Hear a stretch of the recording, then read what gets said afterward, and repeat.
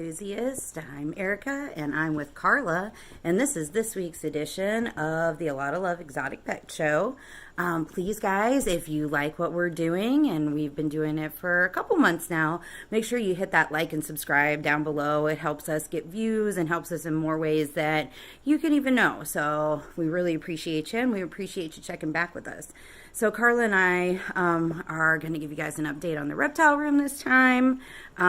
We are going to go over some favorite lists of me and Aiden's, and then we're going to see not the finished product, but pretty close on the reptile room and show you progress on the Mangrove monitor enclosure.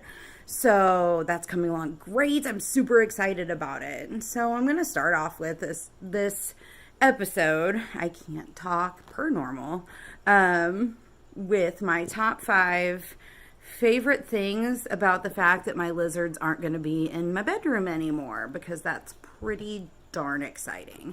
So my number 5 is I don't have to worry about crickets getting out of the enclosure, because for a long time we kept seeing crickets in our showers, and we're like, what, where are these coming from? Yeah, they were definitely getting out of the bearded dragon enclosures, and so we found crickets all over the place. So definitely looking forward to that not being in our bedroom. Number 4 is going to be not hearing crickets chirping at night. So do you notice that I'm not a big fan of crickets? So they smell, they're gross, they're noisy. Ugh. So yeah, I'm definitely looking forward to not hearing the crickets at night anymore, because that's somewhat peaceful yet annoying at the same time. Number 3 is going to be not smelling the crickets. So it's basically most of it has to do with crickets. Number 2 is not having all the lights on in our room. A, it makes our bedroom really hot. And B, I work 3rd shift, so I sleep during the day, and all of the reptile lights are on in the room. And I'm definitely looking forward to not having those in my face anymore. And then the number 1 thing that I'm looking forward to not having the reptiles in my bedroom anymore would be definitely not smelling Pringles bearded dragon poop in the bedroom when I wake up to go to work. That is a smell that you bearded dragons owners know that you can taste, and I am really tired of that smell in my bedroom. So now I don't have to worry about it anymore, because we're going to have a brand spanking shiny new beautiful reptile room for all of these beautiful creatures that I spend so much time with and love so dearly. So moving on to the next segment. And here we have with the 2 creatures that started it all. We've got Aurora here, and we've got Cosmo chilling in the back there acting all derpy with absolutely 0 brain cells. And we're actually going to try and feed them something that I've never shown on camera before. Here we go. So after spending a minute trying to find these songs, which I obviously did, I'm actually going to show you how to feed Nightcrawlers. Now, these are just average Nightcrawlers. You get them from any bait shop, grocery store, anywhere. Like, if you're going to go fishing, you would get the absolute same thing. They're nothing special. They're not like any advanced hybrid Nightcrawler. They're just the standard worm. So here I'm going to go ahead and try and pull one out right here. That obviously failed, so we're going to go ahead and try again. It appears that he's definitely still alive, so he'll be a good meal. And we have our special scissors for cutting these things. So he's actually really bulky, so we're going to watch. You want to make sure you lay a paper towel down in there. Just like that, he's cut in half. There's blood everywhere. That is perfectly fine. And now we're going to go ahead and drop it in and see if one of them will eat it. So we've got Aurora right down there, so I'm going to try and feed it to her. I have the worm in there, and she's already looks pretty interested. And I probably could have cut it a bit smaller. Let's grab it. Oh, she's got it. Oh, she actually ate that pretty fast. Look at that. Let me see if I can get a better angle here. So she'll work on that for a little bit, and then eventually she'll be hungry. I'll probably feed her some brine shrimp later today, because that takes her a little bit to get down. But she does eat it, and she doesn't choke or anything. So she's good. We're going to feed one to Cosmo now. Okay, so there's Cosmo in the back now. I got him a smaller piece because he sometimes has trouble with eating these, and I might actually just have to feed him something completely different later. I say that as he just completely Oh, yeah, he has some trouble eating those, so I might actually have to go give him a brine shrimp cube, which we just got some of those not that long ago. So yeah, we'll see how he does. There's also just a random goat shrimp just floating around, or ghost shrimp, my bad.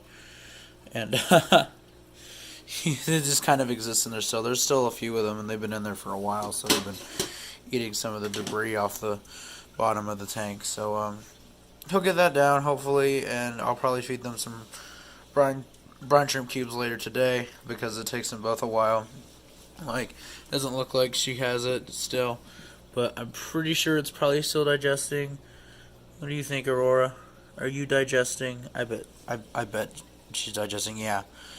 Just spits it out. I'm going to actually go get a brine shrimp cube, and we'll see how he does with that. We're going to go ahead and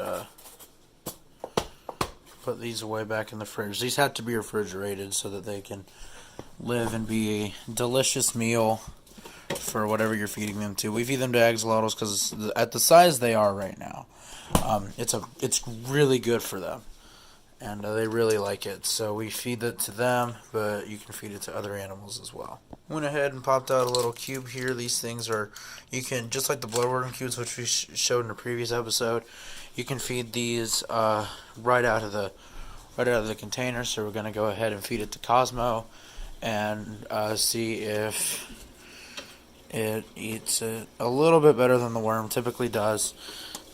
He just has some troubles with the worm, so we're going to go ahead and try it. He looks interested. Oh, he's trying. oh, he lost the cube. Hold up. I gotta get it back. Hey, buddy. Eat the cube. There you go. And now he's got the cube, and he gets those down pretty easily. He just burps a couple out once in a while.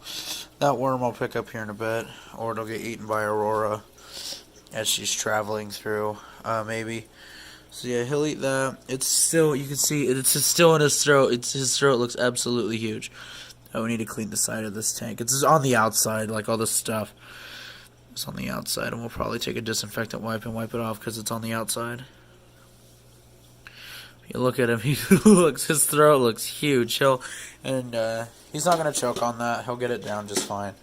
We're going to put this into nightlight now, which keeps them calm and relaxed. We only turn the white light on when we're trying to see something or when we're feeding them, or I'll turn it on and put the light standing somewhere else. So I need to do a tank change, which that'll be coming up in a future video as well. I'll need some help recording that. So yeah, you just watched me feed the Lotls 2 different types of food than before. Hello, and today I bought a showcase, and I'm turning this showcase into a reptile enclosure. So basically what I did, I cut the bottom off. It's in the truck. It's in the truck. We're going to throw that away.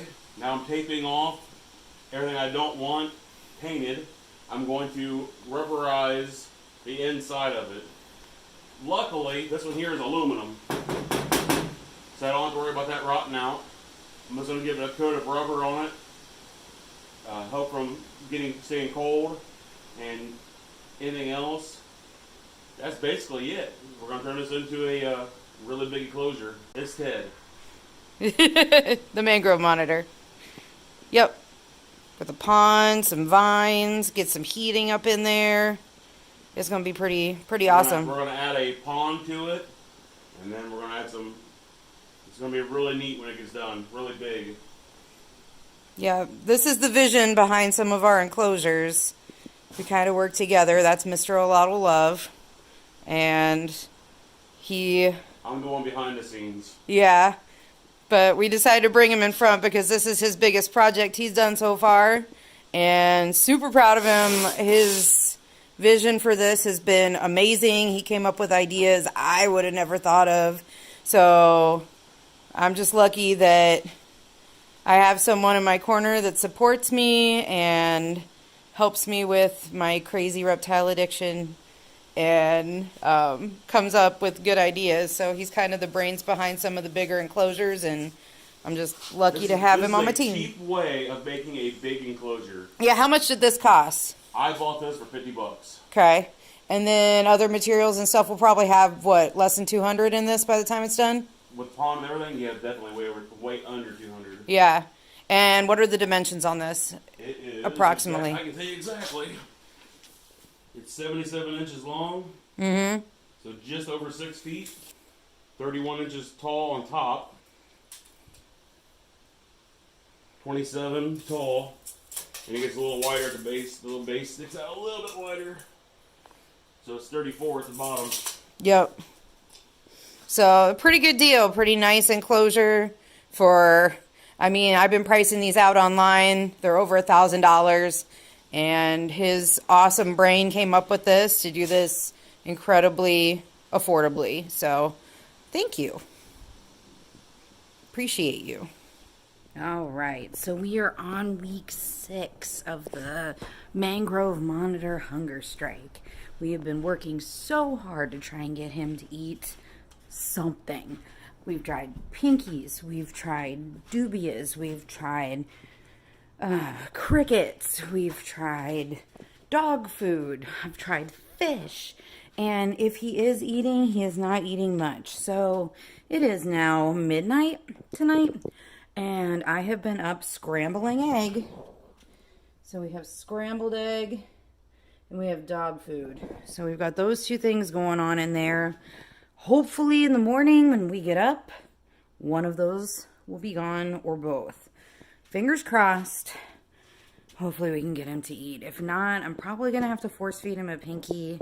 I'm not real keen on doing that since the last time that he kind of nipped me and got me, I got a nasty bacterial infection in my hand. So, don't really want to do that, but if it comes down to it, that's what we're going to do.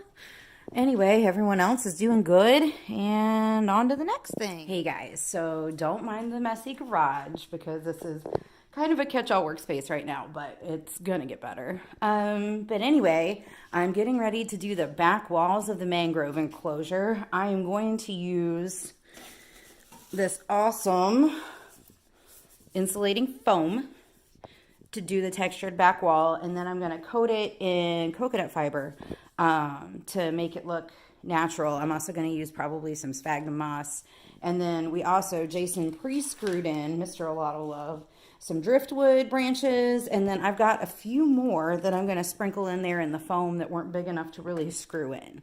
So we're going to work on that right now. I'm going to go ahead and set it up so you guys can see how I do it. Yeah, there's my tape. I've got to tape off some places, obviously, but we'll go ahead and get started, and I think this is going to be really awesome. All right, normally I would use painter's tape on this. However, I don't have any right now. So just like the respiratory therapist I am, I'm going to MacGyver it, because that's what we do for a living. And I'm going to use duct tape. So Jason has pre-lined out for me where these boards need to glue on. So obviously I'm going to tape off that area just so we make sure that I don't foam where he needs to be able to glue.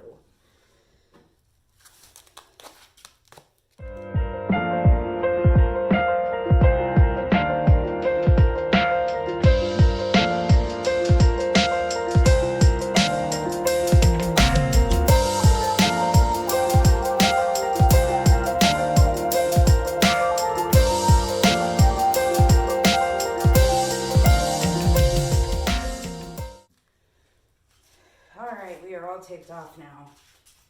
Now I get to the fun part.